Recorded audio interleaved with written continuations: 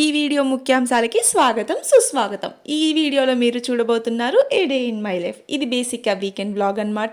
ఈ వీడియోలో ఎన్నెన్నో అద్భుతాలు, ఎన్నెన్నో వింతలు, ఏవేవో పనులు చేశాను, అవన్నీ మీకు చూపిస్తాను. లేట్ చేయకుండా వీడియోలోకి వచ్చేద్దాం రండి. Hey all, welcome back to the Rivya's life. అందరూ ఎలా ఉన్నారు? హోప్ మీ అందరూ చాలా బాగున్నారని అనుకుంటున్నాను. ఇది వచ్చేసి వీకెండ్ బ్లాగ్ అనమాట. వీకెండ్ కూడా ఖాళీగా ఇంట్లో కూర్చొని ఫోన్ చూస్తుంటే బాగోదు అని చెప్పేసి ఇంకా బ్యాంక్లో ఉన్న డబ్బులేమో ఒక పక్క పిల్లలు పెడతాయన్న భయంతో, మరొక పక్క సేవింగ్స్గా మారిపోతాయని ఇంకొక భయంతో ఇంకా వాటిని ఖర్చు చేద్దామని ఈ వీకెండ్ ఫిక్స్ అయిపోయాను అనమాట. ఇంతకీ ఏ కేఫ్కో ఏ రెస్టారెంట్కో వెళ్తాను అని అనుకోకండి. నేను ఎక్కడికి వెళ్తున్నానో చెప్తే షాక్ అయిపోతారు మీరందరూ. మా వాళ్ళు ఏంటో అసలు నేను స్కిన్ కేర్ చేసుకుంటున్నా కూడా మేకప్ వేస్తావు అంటారు. మీరు చెప్పండి, just toner, serum, moisturiser, sunscreen and లైట్గా లిప్స్టిక్. ఇది స్కిన్ కేరే కదా, దీన్ని ఎవరైనా మేకప్ అని అంటారా చెప్పండి? మేకప్ అంటే ఎన్ని ఉంటాయి, ఫౌండేషన్ అని, ఆ క్రీమ్ అని, ఈ క్రీమ్ అని. ఎవరండి వీళ్ళంతా? చెప్పండి అండి మీరన్నా ఇది స్కిన్ కేరే, మేకప్ కాదు అని చెప్పేసి. అప్పుడన్నా మా వాళ్ళని అర్థం చేసుకుంటారు. ఇప్పుడు మీరు వీడియోలో చూసారు కదా, నేను ఏమన్నా పూసానా అసలు? ఓన్లీ మాయిశ్చరైజర్, సన్ స్క్రీన్, ఒక చిన్ని పౌడర్, ఒక చిన్ని లిప్స్టిక్, అంతే కదా. ఇంకా నా జుట్టుకు వస్తేనా, అది విడిగా ఉన్నప్పుడు చాలా బాగుంటుంది, షైనీగా, సిల్కీగా.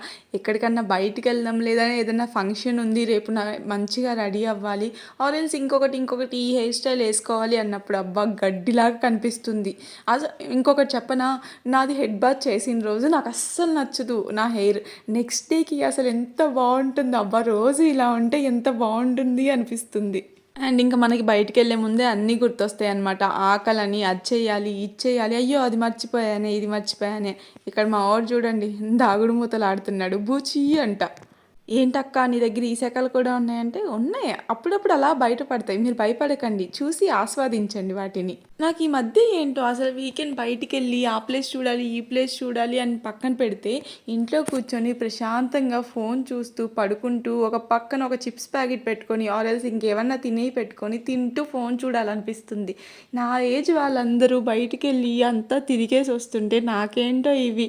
ఇప్పుడు ఎక్కడికి వెళ్ళానో తెలుసా? మా ఇంటి పక్కన ఒక కొత్తగా సూపర్ మార్కెట్ ఓపెన్ చేశారనమాట, సేవో మార్ట్ అని. ఆఫర్స్ చాలా బాగున్నాయి అని చెప్పేసి టెంప్ట్ అయ్యి అక్కడికి వెళ్ళి 400 బిల్ చేసుకున్నాను అనమాట. ఇప్పుడు ఆ 400లో ఏదన్నా నాకు యూజ్ ఉందంటే ఒక్కటి కూడా యూజ్ లేదు. ఆఫర్స్ ఉన్నాయి కదా, ఏమన్నా యూజ్ అయిద్దేమో, ఓకే తీసుకుందామని చూసినవన్నీ కొనేసాను అనమాట. ఇలా ఉండిద్ది మనతో. ఇప్పుడు మనందరం ఒక ముఖ్యమైన ఘట్టంలోకి ఎదురయ్యామన్నమాట. ఎదురయ్యామా కాదే, దీన్ని ఏదో అంటారే, ఏమంటారబ్బా? నాకు గుర్తురాట్లేదు, కానీ మీరే ఏదో ఒకటి ఊహించేసుకోండి, ఆలోచించుకోండి, పెట్టుకోండి. ఇప్పుడు మనం వంట చేయబోతున్నాం అన్నమాట. అది కూడా నాకు అస్సలు నచ్చని పుదీనా రైస్. అసలు నచ్చదంటున్నావు, మరి ఎందుకు చేస్తున్నావు అక్క? నువ్వే వంట చేస్తున్నావు కదా, మంచిగా నీకు నచ్చింది ఏదన్నా చేసుకోవచ్చు కదా అని అనుకోవచ్చు. చెప్తా వెయిట్. ఫస్ట్ అసలు ఇది ఎందుకు నచ్చుతో చెప్తా వినండి. నేను స్టార్టింగ్లో బెంగళూరు వచ్చినప్పుడు మాన్యతలో హాస్టల్లో ఉండేదాన్ని అనమాట. అబ్బా హాస్టల్లో ఫుడ్డు ఇంకా మీ అందరికీ తెలిసిందేలే, హాస్టల్లో ఫుడ్లు ఎలా ఉంటాయో. అవన్నీ పక్కన పెడితే డైలీ ఓకే తినొచ్చు, పర్లేదు అనుకునేది. ఒక్క వెనస్డే రోజు మాత్రం అబ్బా దేవుడు గుర్తొస్తాడు నాకైతే నిజంగా. మార్నింగ్ టిఫిన్కి పుదీనా రైస్ పెడతాడు. అది ఉంటుంది చూడు, రకరకాలుగా ఉంటుంది మాస్టరు. అది ఏ టేస్టో కూడా చెప్పలేదు. అప్పటి నుంచి నాకు పుదీనా రైస్ అయితే అది నేను ఎనిమీస్ అనమాట. ఇంకా నాకు దానికి అంత దూరంలో ఉండేదాన్ని. సర్లే అక్క, ఇంతకీ నచ్చని పుదీనా రైస్ ఎందుకు చేస్తున్నావు ఫస్ట్ అది చెప్పు అంటారా? చెప్తా. నిన్న నాకు తెలిసిన అక్క నేను పుదీనా రైస్ చేశాను, చాలా బాగా వచ్చింది, చాలా బాగుంది రాది అని చెప్పేసి పెద్ద గొప్పలు చెప్పేసింది అనమాట. నాకు ఇంకేమో ఆ పుదీనా రైస్ తినాలనిపించింది. నచ్చదు కదా అక్క, ఇంక నీ క్రేవింగ్స్ ఎలా వచ్చాయి అని అంటారా? నేను లాస్ట్ షాట్లో చెప్పాను కదా, నా క్రేవింగ్స్కి అద్దు అదుపు, టైము పాడు, ఏది తినాలా ఏది తినకూడదా అదేముండదు. అవి వస్తాయి, నేను దానికి తగ్గట్టు చేసుకొని తినాలి, తినకుండా అస్సలు ఉండలేను. అది మెయిన్ పాయింట్, గుర్తుపెట్టుకోండి మాస్టారు. నేను పుదీనా రైస్ స్టోరీ చెప్పేలోపు ఇక్కడ పుదీనా రైస్ రెడీ కూడా అయిపోయింది. ఇప్పుడు టేస్టింగ్ టైం. ఉహుహు. మీ ఇన్నర్ ఫీలింగ్ ఏంటో చెప్పనా? చాలా శాఖలు ఉన్నాయి అక్క నీలో అనుకుంటున్నారు కదా, పర్లేదు అనుకోండి, ఇంకా చాలా ఉన్నాయి. లోపల అలా దాచాం, అన్నీ బయటికి వస్తాయి. అన్నీ చెప్తున్నావు కానీ పుదీనా రైస్ టేస్ట్ ఎలా వచ్చిందో చెప్పలేదు. అట్టర్ ఫ్లాప్ అయింది కదా అనుకుంటున్నారు కదా, అంత సీన్ లేదు. చేసింది ఎవరు? నేను. ఆటోమేటిక్గా నేను ఏది చేసినా అలా టేస్టీ అద్దిరిపోవాల్సిందే.